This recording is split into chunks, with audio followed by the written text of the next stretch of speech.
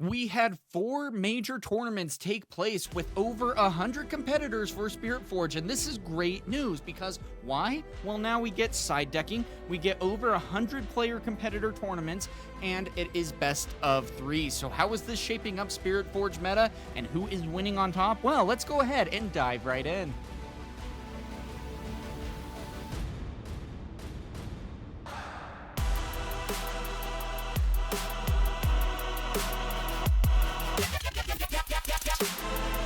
So yeah, this is a really big deal because in the beginning, we didn't necessarily have much to really go off of. Yeah, we had, like a 64 player tournament and that was good, but that was also even like a best of 1. So we didn't see any side decking and that was really annoying. And, we saw kind of things going in. We were looking at 16 player pools that were playing best of 1s and not necessarily anything all that special, but it at least gets us a step in the right direction to see, well, what were they thinking at least with the deck building? Were what we were play testing at least a step in the right direction, at least with competitiveness and things of that nature? But ultimately, we didn't necessarily get all that much to go off of. And that can be a little bit annoying because you sit there and you roll your eyes and you're just like, okay, cool. Well, when are we going to actually see the big tournaments? And finally, we got that update. Not only that, but we got that update in a big way. So for those of you who don't know, we had 449 players that we are able to pull this data from, which is just absolutely amazing to see. And I mean, we had 128 player tournament, 112, 125, and 84 respectfully. And of course, these are going to be the ratios that everything was actually included in that. And so, I mean, of course, we had Kaisa and Aurelia actually being the biggest ones there at 128 players, and Draven, not even necessarily, I mean, with the same amount as Ezreal, which is really interesting. And in first place, of course, we had Draven, which is, not necessarily a surprise. He's been performing incredibly well from what we've already seen. Heck, even in the Runes and Rift tournament, he was able to go ahead and be 3 of the top 4 decks. So Draven, I mean, it might be kind of like the same thing with the Kaisa, where people need to just kind of adjust in going against Draven because he is a very powerful deck, but then afterwards it kind of settles down. So this is really interesting in the fact that, Draven didn't necessarily have a whole lot of representation here at Shenzhen, but, I mean, was able to go ahead and take first place, and even Ezreal was able to go ahead and take second as well. So that's really cool. And then, of course, Kaisa being in third. Not only that, over in Shenyang, we see that Draven had a much bigger representation there, but Kaisa was able to go ahead and take that. Draven was able to go ahead and get second, and Darius in third place. So really cool to be able to see even like a Darius come in, and we'll take a look at that deck list as well, because it's an interesting one to consider here with what it was able to do. But not only that, we also have Zhu Hao. I'm sure I'm saying most of these moderately wrong, but that's okay. Where we had a Draven, and an Aurelia. And then at the 84 player competitor, we had Draven, Annie. So again, Annie was actually a lot lower of a conversion here too, which is interesting to be able to see. But still, Draven being half of that pool. 40 decks, give or take, were Draven. I mean, that's just absolutely crazy to consider. Now, not only that, the top 16 conversation, Darius, Hand of Noxus. That was going to be at a 4.68 times conversion. Leona actually had a decent one as well, so something to maybe keep an eye on in there. This, again, is for top 16. Draven was able to have a decent one, though he had a really low representation. I mean, really, I think he only showed up, in 2 of the 4 tournaments here. And even then, it was a very low count as well. So if one goes ahead and makes top 16, that's going to, of course, inflate the numbers a little bit more. Ezreal, though, had a decent one, 2 in the top 8, and then, of course, Lady of Luminosity had 1 of 6, and then Victor also even had, a couple that were able to break into the top as well. So this is really cool to be able to see how all of this is kind of breaking down, but guys, it looks like Draven is here to stay. But not only that, we also even have down below the most played cards here. What this is going to be saying is that Kaisa was actually played in 21% of the decks, or 93 decks total. followed by Draven, which was at 14% or 64 of the decks, followed by Aurelia, which is at 12, and then Darius, Hand of the Noxus, had a best conversion, with Kai'Sa, Daughter of the Void, having the worst conversion. And again, I think that is more so that Kai'Sa is trying to now adjust to this new meta. Draven is able to move really fast. He's able to also have a lot of removal in his own right with rebukes and things of that nature, and also just being able to go really big really fast can be difficult to try to deal with. So again, I really think that, Kai'Sa especially needs to adjust to what the new meta is. We saw this happening in America, especially with Houston and Orlando, where Annie was able to go ahead and just absolutely swarm Houston and do an absolutely great job at that. And then when we went to Orlando, we saw that Kai'Sa had a lot more removal. We were going with a lot of not just like the Falling Stars and the Acathian Rains in particular, but we even saw Singularity start to come into the mix as well. And I almost feel like Kai'Sa needs to do the same thing here when going against Draven. When you do go against Draven, he is going to be able to get big and fast. If you do have his signature spell, well, okay, cool. You go ahead and do a Singularity, it's just dead. Whereas even if you do like a Falling Star and you do 1-1 and they go ahead and play their quick draw because it is at reaction speed, Draven can then survive at a +3. So you got to be a little careful on how you go about this, because Draven can survive a lot of movement here, a lot of removal, and then just come back in swinging. Also, not only that, his legend ability to be able to have a combat resolve is incredibly easy right now, especially with all the removal that he has in purple. It's just such a powerful deck and something that needs to be watched over on. So this is going to be really interesting. 128 competitors with all that data now pouring in. But not only did we get to see like Kai'Sa and Aurelia be at the top, but we also even had things like Fiora and the queen herself, Rek'Sai. Now, this is going to be interesting to see because Rek'Sai is kind of being discovered right now. It can be very aggressive. It can move very fast. But at the same time, it almost kind of needs the right cards in the right places in order to be able to really spread on the board and dominate. And so we'll see how this is going to be going here. But I gotta say, I really love that Ezreal, Rek'Sai, and Fiora were both able to make it, especially when you look at all the decks that were here. Even Rek'Sai was only 5% of the field, and Fiora wasn't even in the top at that point. So, really cool to see. Same with even Draven in that case, because, that's just how it kind of seems to show here. Really interesting ideas there. And Draven was able to go ahead and take it, then Ezreal. Then we also had the Kai'Sa, Aurelia. And the big thing with Aurelia is I think she is going to also be a really good Kai'Sa counter. The main reason I say that is because she has deflect, and there's no way to necessarily get around the deflect yet. So either you just have to go ahead and attack in and hope that you're able to get over that, or you just go ahead and bite the bullet and pay for the deflect. That's why Ornn also can be such a good unit as well, because you can add so much there. And I absolutely love to see how all of this is actually going. You see how even up to the top 16, even how Azir and Lucian are able to even sneak into the top 16 here. Now, Azir is a really good deck, but the problem is he really falls to gear destruction.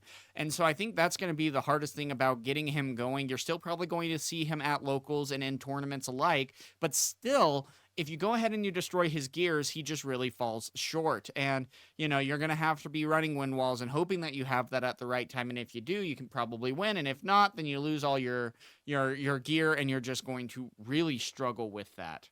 And it's really cool to see Annie still finally make an appearance in these top tournaments, because gosh, China didn't play Annie even a little bit in the last regionals that we saw. They had 4 regionals, and Annie, it just was non-existent. It was actually 3 decks that were at the top, which was Kai'Sa, Yi, and Victor, and that was it. And then you had maybe 1 or 2 that were able to trinkle in, and that's all. It was a really interesting thing. And so in the top cut, it was all, oh, here's the Kai'Sa mirror match. Oh, here's the Yi mirror match. Oh, here's Kai'Sa versus Yi, and that was it.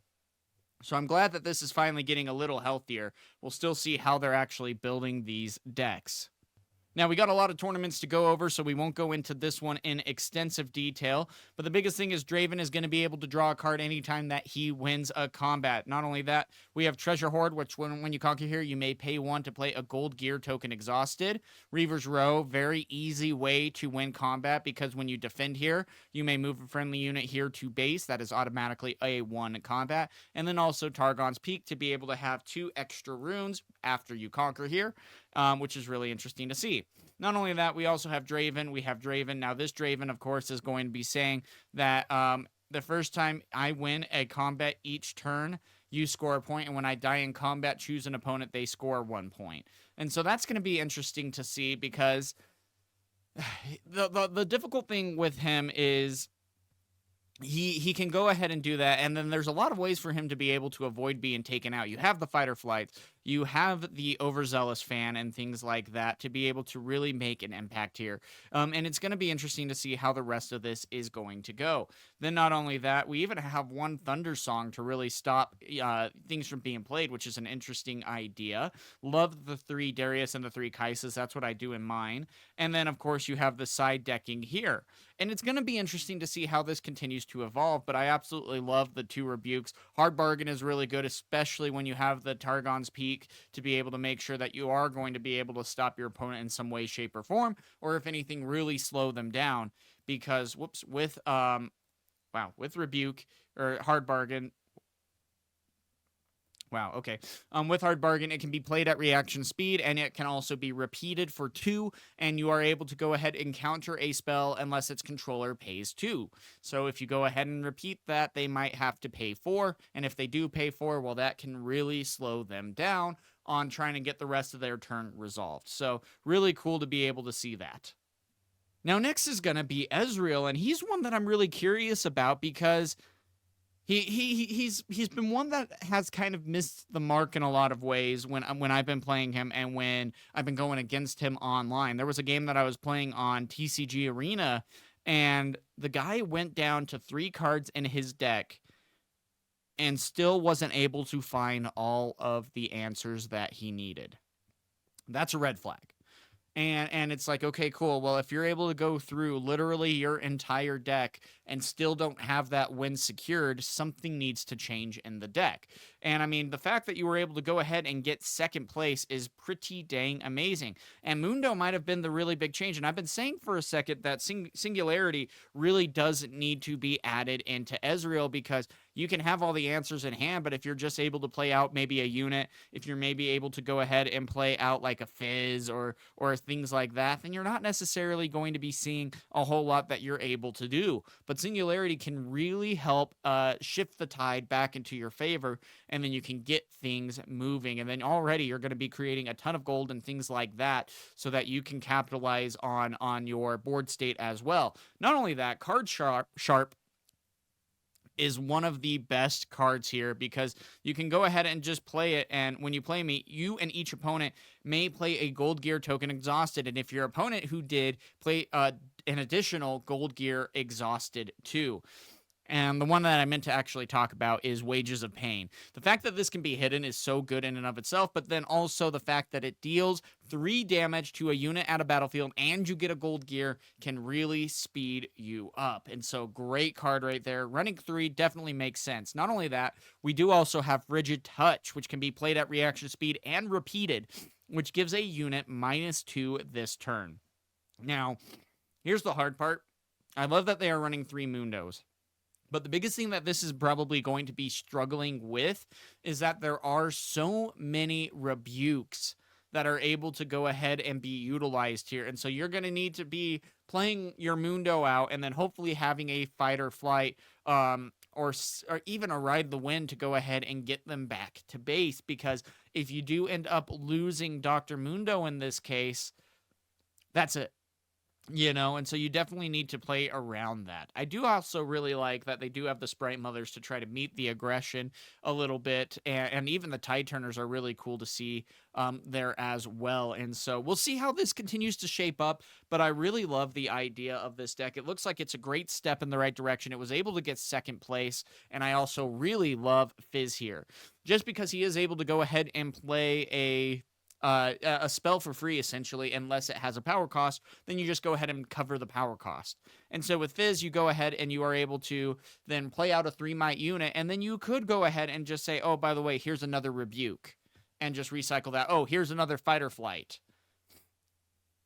And that can already really slow down your opponent and give you a big advantage needed on trying to get those final points at the end game. And even Fizz can go ahead and get you that final point with something like Rebuke or Fight or Flight coming in at that point. So really cool to be able to see this deck list, and glad that it was able to get second place. This is one that I'm definitely going to be playtesting here.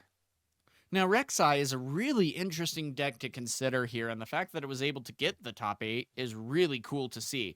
Now, we have Candlelit Sanctum, a Minefield, which when you conquer here, put the top 2 cards of your main deck into your trash, and then also Zon Warrens. And then you have a lot of really fun stuff to be able to utilize here. Not only that, you have like the Rek'Sai here, which is going to be able to go ahead and give your units accelerate if they were played from anywhere other than your hand. You still, of course, have to pay that cost, but still is something really cool. Then you also have 3 Seals of Rage, which is interesting to consider. 3 Vise. Then we also have the signature spell here. This is one of the best signature spells. I love this one. Reveal the top 2 cards of your main deck. You may play one of them, reducing its cost by 2. Draw any you did not play this way. So already that is a lot to be able to get answers to. And then just a really cool thing. So you could go ahead and play like the Noxus Hopeful for free. You could also go ahead and, oh, looks like he isn't playing the other one. But if you play, or if you see it, you can play it for 2 less, which is a 3-might for 1. Really good card as well. But still, really interesting to see here. Then we also have Honest Broker. We have Void Hatchling, which if you would reveal cards from your deck, look at the top card first. You may recycle it, then reveal those cards. So just a great way to get maybe something you don't want to see out of the way so that you can dig deeper to be able to find the cards that you would. Not only that, we also have Piercing Light and Falling Star. This also can be repeated. You can deal 2 to a unit at a battlefield and 2 to one other unit. That can really be a good spread to get something taken out in the base as well as in a battlefield, or even just multiple things in battlefields. Really cool to be able to see that. Then Cull of the Weak to be able to kill a unit.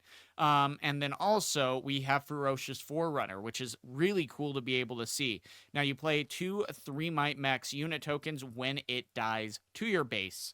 And then, of course, the final card that we'll talk about is Under Titan. When you play me, give other units +2 this turn. And if I'm revealed from your deck, add 2. So really cool to be able to see how that card is going to be, you know, influencing the meta here. Then, of course, you have 2 other Rek'Sai's, Blood Rush, Salvage, and Drag Under, which I cost 2 less to play from anywhere other than your hand, and you can kill a unit at a battlefield. So really cool to be able to see that deck list.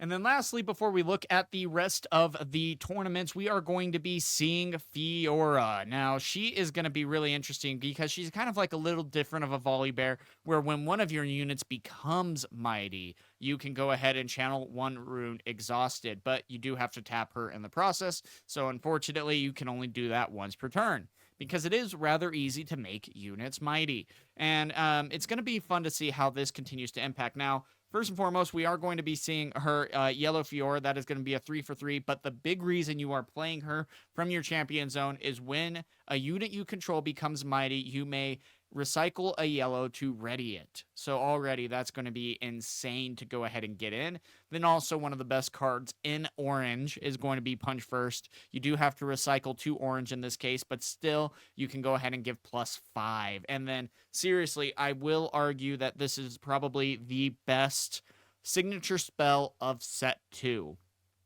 It is able to be played at a reaction speed, and then you can choose a friendly unit and a spell. Counter that spell and give that unit plus might equal to that spell's energy cost. Doesn't say up to 4, doesn't say up to 10. You can go ahead and just counter that and then add that might. That's going to be really difficult to try to counter and play around here. And I'm actually really surprised that they are only playing 2 here. Didn't necessarily expect that, but, you know, that's how it is. Then, of course, we have the Sea Monkey, which you can kick it and give it a buff. Then Unsung Hero, which when it does become mighty, if it dies, then you can go ahead and draw 2 cards. It starts out at 2, though, which can be a little bit difficult. Then you have Coal of the Week, you have Hidden Blade, Doran's Blade to add +2, and then you also have Lucian, which is Weapon Master, and the first time I conquer each turn ready me, so he can just go in, attack, and back right back out, and still live to fight another day. And then, of course, we also have Vanguard Captain, which is a really interesting ad. Akshan to be able to steal some gears if you go ahead and recycle 2 orange in the process. Really cool. And then also, I really love Yordle Explorer because when you play a card with power cost 2 or more, draw 1. So that, again, is going to give you a lot of draw for you to be able to utilize. Spectral Matron to be able to get things back. Trinity Force to be able to add +2 and when you hold, score a point, and then the BF Sword mainly to be used with Unsung Hero, but also it just goes really well with everything else to add +3. And then on top of that, you do also have Blood Money, which is kill a unit at a battlefield with 2 or less. If it was an enemy unit, play a gold gear token exhausted. If it was a friendly unit, play 2 gold gear. So just kind of a cool way to do that. Get some good utilization so that you aren't recycling as much. If you kill a token, a 1 might token, who cares? Then, of course, you have First Mate, Kiana, and the Herald Dragon to really help with the removal. And, I mean, the biggest strength of yellow is that it just says, kill this unit. And so if you're able to properly utilize that, there is a lot that you can do with Fiora to be able to really surprise your opponent and take them out, because a lot of times people will be like, oh, I just need to add more might. And it's like, no, you don't have to, because it doesn't matter. It's just dead. So the fact that this Fiora was able to go ahead and get 6th place is really impressive to see. Now, this next tournament, we're going to be a little bit faster here. I am going to be including all of them down in the links below for you guys to see, but top 8 was actually we had 8 different decks in top 8. Now, I know a lot of people are a little bit worried about Misfortune here, and rightfully so, because with all the gear destruction, it's like, well, I just paid for a lot of Auroras and things of that nature. Are they even going to be meta relevant in set 2? And especially when you're paying between $70 and $100 to be able to get the Auroras, it's like, well, am I only going to be able to use them for 2 months and then the card's just done? And it's like, well, we'll see. But right now, seeing at least a Misfortune there is a good step in the right direction. Not only that, it's really cool to see just, I mean, all of these decks that were able to go ahead and make it into the tournament. This is going to be a really wide meta, and I feel like the game knowledge that you are going to need to have, especially at the high competitive level, is going to be insane. Now, yes, you can mitigate that with knowing, like, your matchup into Kai'Sa, Aurelia, Yi, you know, the big ones, of course, Annie, you know, but there could be some cards that, or some decks that just really sneak in and do well because people just aren't ready to go against them.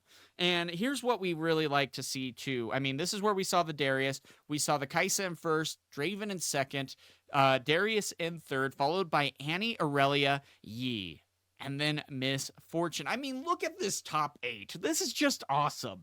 You don't even have necessarily 2 of the same deck in top 8.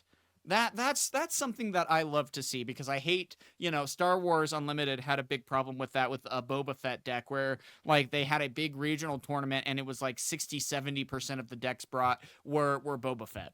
That's horrible. You know, and I'm really liking this. Now, yes, I still feel like Draven is going to probably be the most played deck, and rightfully so. But still, to be able to see this top 8 cut is really interesting to see, and I absolutely love this. So in this case, we are going to be taking a look at Annie, Darius, Yi, and Aurelia, and Misfortune. But yeah, this is going to be awesome. And I really like where this is going, and even a set, being able to go ahead and make it into the top cut. There was a really interesting set deck that we saw that was literally the exact same, set deck from set 1.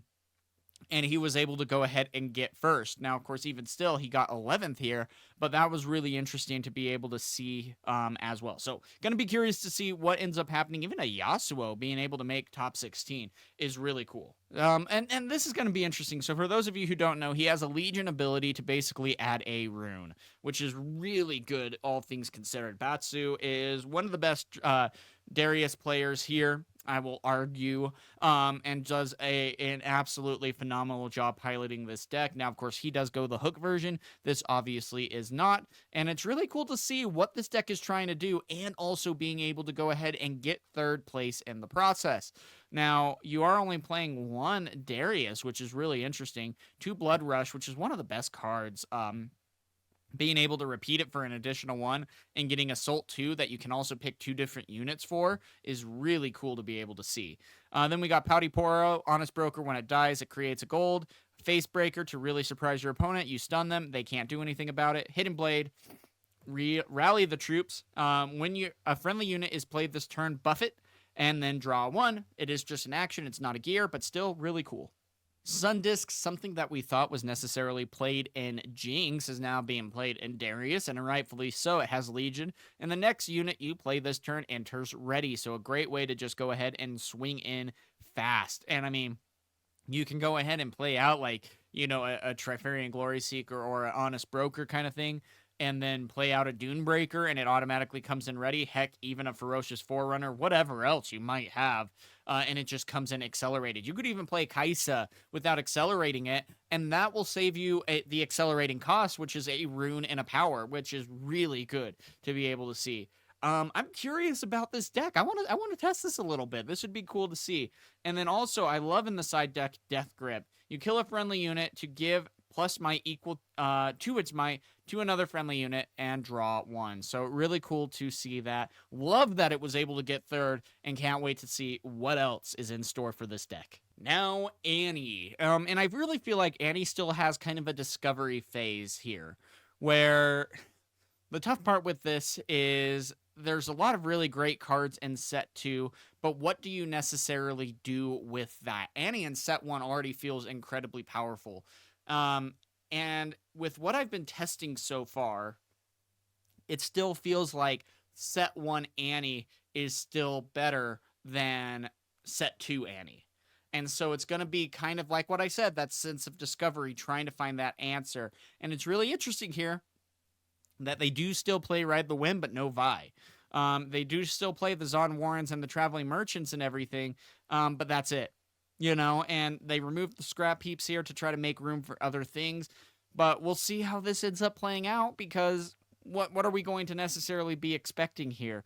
Also, playing only one Fight or Flight is interesting to consider as well. And then also no Overzealous fan either. So really interesting to be able to see kind of how a lot of this is able to go. I mean, still, this Annie was able to go ahead and get 4th place. And so it's interesting to see just what this deck is built like to go ahead and do so. Also, 3 Noxus Hopefuls is really interesting, and 1 Ferocious Forerunner. 2 Invert Timelines is really interesting to see, and Edge of Night. Now, this can be played from Hidden, and then also you can attach and give +2, a great way to go ahead and surprise your opponent. Great job on going ahead and getting 4th place. And really interested to see what the rest of this is going to do. Really curious that they actually stuck Scrap Heap in the side deck. So they are probably just not going to necessarily... They're probably going to start with Treasure Hoard, and then game 2 go with Zon Warrens and sub in the Scrap Heaps. But still, really interesting deck design. Curious on what it's able to do, but I mean, still cool to see. Now, Master Yi is going to be a scary one. This guy was able to go ahead and get 6th place, and it seems like he's been, you know, a really scary deck to consider here. Now, for those of you who don't know at this point, when a friendly unit defends alone, it gets +2 might. So already a really good ability. Then, of course, you have the Charms, the Defies, the Punch First, Clockwork Keeper, Lonely Poro, which if I die alone, draw 1. I hope I'm able to draw 1 when I die alone. Anyway, Sea Monkey, Discipline, Meditation, Thwonk, Confront, Guardian Angel, First Mate, Akshan to go ahead and steal gears as needed. And then we have also the Navori Scout and the Trinity Force and Ruin Runner. This is a card that can really ruin your game because I can't be chosen by enemy spells or abilities. So you just go ahead and you take a battlefield and you sit there until they can somehow get over your might. That can be really difficult to do considering you can still buff it. There's a lot of cards that you can do to be able to defy any spells that can help get you there in the process. And then, of course, this is the side deck. So really cool idea here. Love the idea. One thing that you can also do with this is you go turn 1, you play a 2-drop. Turn 2, you go ahead and play Trinity Force and equip it. They go into a battlefield, and you hold. And you score 2 points every single turn. Then they try to come in and attack, and you're like, nope, discipline. Nope, punch first. Nope, whatever else there might be. Thwonk, even, which goes ahead and just stuns a unit, and you can repeat that. So you can just stun 2 units. Really interesting deck. Really cool to be able to see. Trinity Force is such a fun add to that because it makes Master Yi so difficult. You can still, of course, target the gear destruction, but you do have to be careful about the defies. You do have to be careful about not so fast is interesting too, because you can target an enemy spell or ability that chooses a friendly unit or gear, so you can protect your gear that way. And it's just going to be a really fun deck to try to utilize here. Really fun battlefield too. Units can't be played here, which is a fun addition. So you can't go ahead and reinforce things, which can really counter some things. I know for me personally, if I play an overzealous fan and I'm able to take a battlefield at that point, I'll then play my Darius or my Draven, to the battlefield to then go ahead and have that extra protection. And it's like, sorry, not in this case. And so I really love the idea here of Master Yi. It's interesting that there's no Dead Blooms anymore, so we'll see how that ends up going, but this is going to be a really interesting deck list to consider. And then lastly, Aurelia. Here we go. Now, she is going to be a really fun deck. It's really curious that she is including the purple Draven. That's a fun add to that, and running 2, for that matter. Not only that, the hardest part with Aurelia is she doesn't necessarily have a whole lot of units. Look at this. 2, 4, 5. That's it. 5, 8. 8 units in the entire deck. That's nothing. That's what you see normally in like an Aurora deck, but instead we're seeing it in Aurelia. Everything else is spells. That's it. Not only that, but yeah, you do have at least the Ravenbloom Conservatory, where you can see the top card when you're defending, and if it is a spell, you add it into your hand. That is going to be a kind of a little bit of a luck of the draw here, because you are running a ton of gears with that. And then, of course, even having like Mind Splitters in the main deck, Rebukes, Hard Bargain, Thwonks, and Not So Fast is a really interesting add. But Aurelia's ability is so good to be able to, that when you choose a friendly unit, you may exhaust me and recycle a rune to ready it. And when you conquer, you may pay 1 to ready me. So there's a lot of fun utilizations that you can do with Aurelia to be able to continue to get things moving along and to keep the aggression going. The problem is, though, is if you lose your units, you might only have spells in your hand, and that is literally only it. But, of course, we at least have the Dreaming Tree and even the Sunken Temple that when you conquer here, if one of more of your units were mighty, you pay 1 to draw a card. So, really cool to be able to see all of this, and I'm curious about Aurelia. I know she's going to be good, but I think we're still in the process of finding that balance. And so we'll see, but it's a really fun deck all the same. Now, here we go, the MF. I know a lot of people were asking about this, especially on live stream, on if MF Aurora is going to be actually able to compete in the next set. And it looks like, well, 7th place out of 112 players, and that's even with all the gear destruction. And I mean, with all the gear destruction, that's why you're running the 3 sabotages to try to clear out the deck. Now, this is really interesting too, and I get why they're doing this. But I would almost really want to do the Aspirant's Climb, which is awesome, Obelisk of Power, and then not Sigil, but go with the one that says you cannot score until turn 3 at this battlefield. That might be a better addition there, just to really slow down your opponents. Then, of course, it's the same story. You go ahead and you ramp up, and you go for it.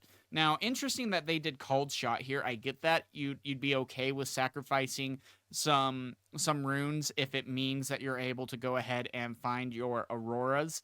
But even still, it's tough because you don't want to set yourself too far back, because if you do end up taking too long to get to the Auroras, well, you're just going to go ahead and lose the game. And this is also interesting too. No side decking. So they literally just brought this, to our knowledge at least, and played it. And we're still able to go ahead and get 7th place. So again, for all you that were worried about the Aurora not being meta next turn or next set, It looks like that you still might be able to get away with that, though it might be just a little bit harder of a matchup. So we're not going to be taking a look at the rest of the deck list, but they are, again, all going to be linked down below for you to see for yourself. But this is going to be interesting, again, with the top 8 being Draven. We even had an Azir that was able to make it to the top, another Master Yi, and things of that nature. Now, with that, we do have Draven, Aurelia, Draven. That looks like the Runes and Rift tournament. And then with that, too, we have even like the Kai'Sa that has way too much text. And then we also have the Azir Yi, and even another Rek'Sai and 2 Victors, which is really cool. And this is interesting, too, to see this side list here, where Rek'Sai is able to go ahead and had 2 decks in day 1. They were able to make 1 in the top 8.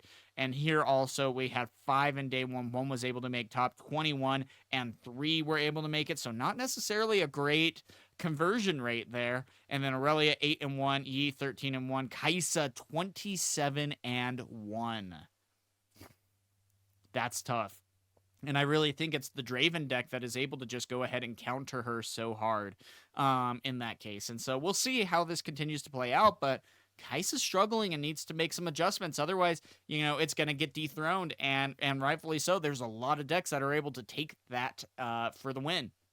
And then in the 4th and final tournament, now, of course, this was 84 participants, half the field, 4 decks in the top 8, followed by 2 Kai'Sas, 1 Annie, and 1 Yi. Again, though, we have a pretty good pool here that was able to go ahead and be seen. We had 1 Annie that was entered, and they were able to make it into the top, 18 for 4, 5-1, 17-2, again, not great. And then Rumble was 0. Ooh.